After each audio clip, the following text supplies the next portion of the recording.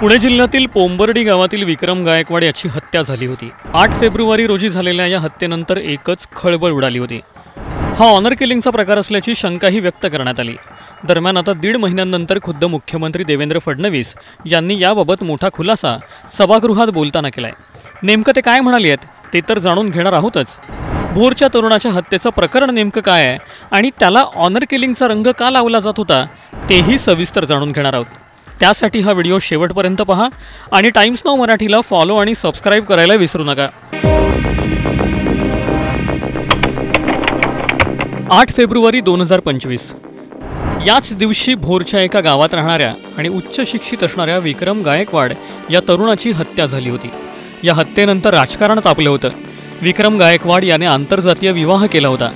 दलित मुलाने एका सवर्ण कुटुंबातील मुलीशी विवाह केल्याच्या रागातून ही हत्या झाली असल्याचा संशयही व्यक्त करण्यात आलेला। त्यानंतर आंबेडकरी चळवळीतील लोकांनी मूक मोर्चे काढून या प्रकरणी आवाजही उठवला होता।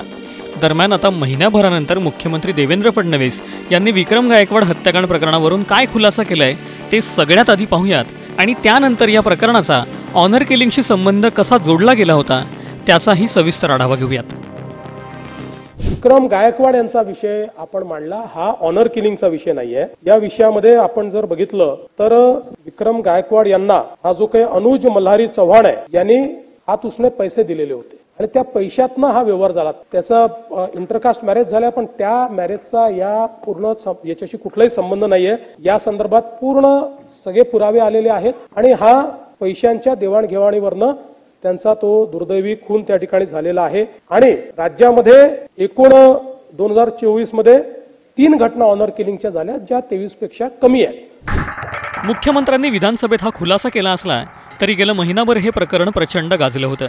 दरम्यान विक्रम गायकवाड हत्याकांड प्रकरण नेमकं काय आहे आणि त्याचा संबंध ऑनर किलिंगशी का लावला जातोय ते आता स्टेप बाय स्टेप समजून घेऊया।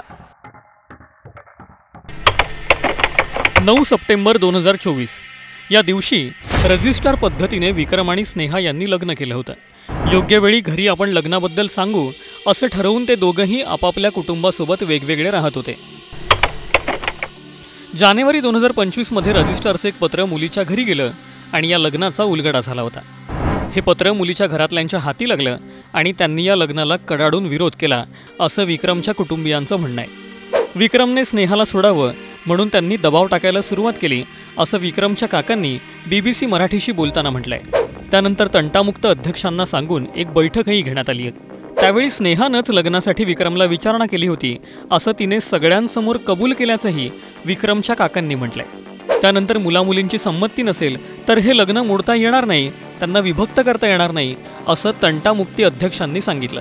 विशेष म्हणजे या बैठकीला विक्रम आणि त्याच्या कुटुंबियांना बोलवण्यात आलेलं नव्हतं। तंटामुक्त अध्यक्षांनी फोन करून गायकवाड कुटुंबाला हे सगळं सांगितलं असं विक्रमच्या काकांनी म्हटलंय। या दरम्यान विक्रम आणि स्नेहा भेटले होते आणि स्नेहाने घरातलं वातावरण खूप तापलं असल्याचंही त्याला सांगितलं होतं असंही विक्रमच्या काकांचं म्हणणं आहे। तिच्या कुटुंबाकडून विक्रमच्या जीवाला धोका असल्याचंही तिने विक्रमला सांगितलेलं आणि ती निघून गेली होती असं ते म्हणालेत। शिवाय विक्रमच्या मित्रांनीही त्याला सावध केलं होतं असं त्याच्या काकांनी म्हटलंय।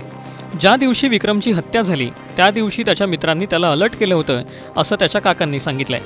मुलीचा चुलत भाऊ शहरातून काही माणसं तुला मारण्यासाठी घेऊन येणार आहे असं त्याच्या मित्रांनी सांगितल्याचं विक्रमच्या काकांचं म्हणणं आहे। विक्रम कार घेऊन भोरला जिमसाठी गेला होता। जिमवरून परत येताना तो अनुज चव्हाण याला भेटणार होता। अनुज आणि विक्रम दोघेही मित्र होते। अनुज हा शेजारच्या वेनवडी गावातच राहायचा। विक्रमकडून अनुजने काही पैसे उसणे घेतले होते। विक्रम रोज रात्री 9 वाजेपर्यंत जिमवरून घरी यायचा पण त्या दिवशी फार उशीर झाला तरी तो परतला नव्हता। घरातले फोन करत होते पण तो फोनही उचलत नव्हता। शेवटी रात्री 11:15 नंतर विक्रमच्या आईनं पुन्हा फोन केला। तो फोन अज्ञात व्यक्तीनं उचलला आणि फोन पुण्यातील गुलटेकडीच्या भाजी मंडईत असल्याचं सांगितलं। तो फोन त्या व्यक्तीला भाजीची वाहतूक करणाऱ्या गाडीत सापडला होता। हे कळल्यानंतर मग पोलिसात धाव घेण्यात आली। शोधाशोध सुरू झाली। विक्रम भोर चौपाटी इथं चहा पिताना दिसल्याची माहिती मिळाली। CCTV तपासलं गेलं आणि नंतर त्याची गाडी भोर महाड रस्त्यानं पुढे गेल्याचं दिसलं। अधिक तपास केल्यानंतर रात्री 2 वाजता विक्रमची गाडी पोंबर्डी गावच्या हद्दीत असलेल्या कॅनॉल जवळ सापडली। अनुजच्या कुटुंबाची मालकी असलेल्या विश्वा स्टोन क्रशर इथंच ती कार सापडली होती।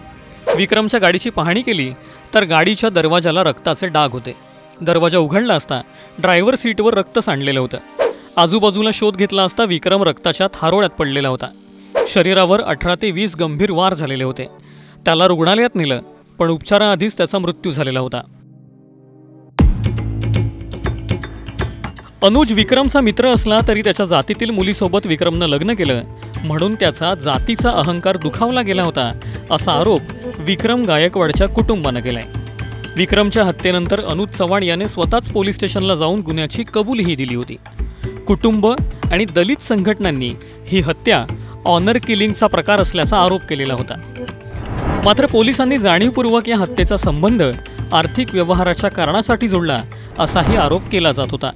दरम्यान आता मुख्यमंत्र्यांनीही या प्रकरणी मोठा खुलासा केलाय. तुम्हाला या संपूर्ण घटनेबद्दल नेमकं काय वाटतं? कमेंट करून नक्की सांगा.